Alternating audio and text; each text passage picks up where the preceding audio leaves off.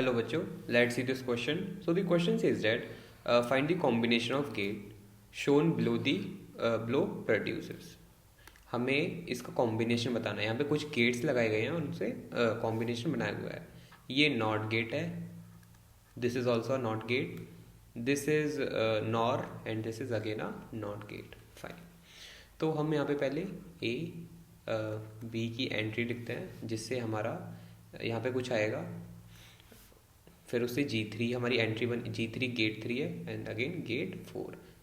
ठीक है, हम लिखना स्टार्ट करते हैं। तो ए हम पहले 0 लेंगे, बी भी 0, फिर A0 B1 एंड फिर A1 B0, लास्ट में दोनों मैक्सिमम 1 1।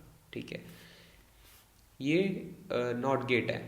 ठीक है, ये नॉट गेट है, यानी कि इसकी एंट्री A नॉट बननी चाहिए। यहाँ पे हम ए एंटर कर रहे हैं, लेकिन यहाँ पे ए डैश और यहाँ पे बी डैश निकलेगा। यहाँ पे ए डैश एंड यहाँ पे बी डैश निकलेगा। A0 था तो 1 0 1 1 0 1 0। ऐसे ही बी का हम डैश निकालेंगे, 0 तो 1 1 0 0 1 1 0। फाइन। अब ये हमारा नॉर गेट है। हाँ, this is a nor gate. अब नॉर गेट का फॉर्मूला क्या होता है? यहाँ पे नॉर गेट, ये सारी हमारी ए डैश एंड बी डैश की एंट्री नॉर गेट में आ रही है।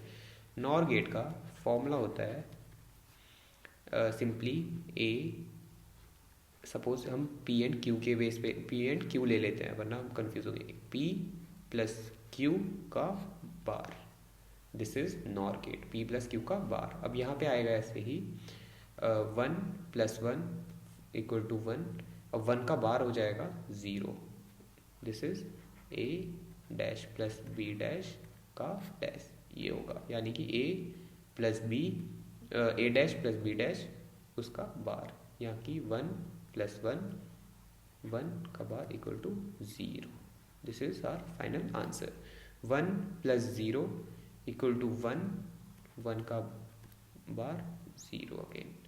ऐसे इसका भी बार 0 एंड इसका 0 प्लस 0 0 0 का बार 1।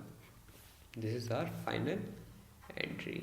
ये वो एंट्री है जो गेट 3 से निकल रही है बाय G3।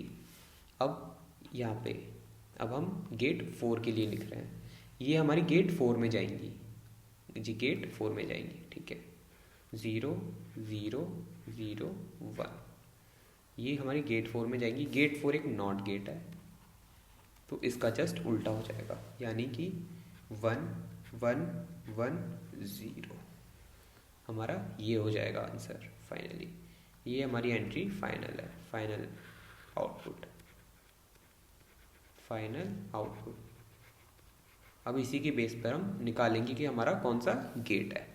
हम फिर से लिख लेते हैं एक बार। यहाँ पे हम अपनी मेन एंट्री लिखते हैं, ए बी एंड यहाँ पे लिखेंगे फाइनल आउटपुट। हम इसको ले लेते हैं FO, फाइनल आउटपुट।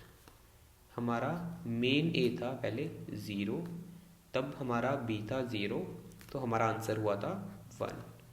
फिर हमारी मेन एंट्री 0 1, तो हमारा आंसर 1।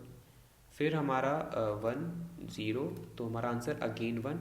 एंड जब हमारा दोनों मैक्सिमम, तो हमारा मेन फाइनल आउटपुट 0 हमारी ये बनी। इसके बेस पे हम बताएंगे कौन सा गेट है। जब दोनों 0, तो हमारा आंसर 1 है, तो हम इसमें क्या लें ऐसा? सपोज 0 प्लस 0 0 0 का बार 0 का बार 1, तो यहाँ तक तो ये ठीक है।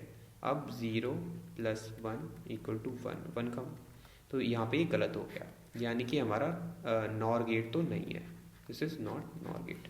अब नैंड गेट एक बार चेक कर लेते हैं। 0 इंटू 0 इक्वल टू 0, 0 का बार 1, ये ठीक है। 0, अब सेकंड के लिए चेक करें, 0 इंटू 1 इक्वल टू 0, 0 का बार 1, ये भी ठीक है। तो 1 इंटू 1 लास्ट चेक कर, 1 इंटू 0 0 0 का बार 1 अगेन, ठीक है। 1 इंटू 1 इक्वल टू 1, 1 का बार 0। Yes, this is the answer.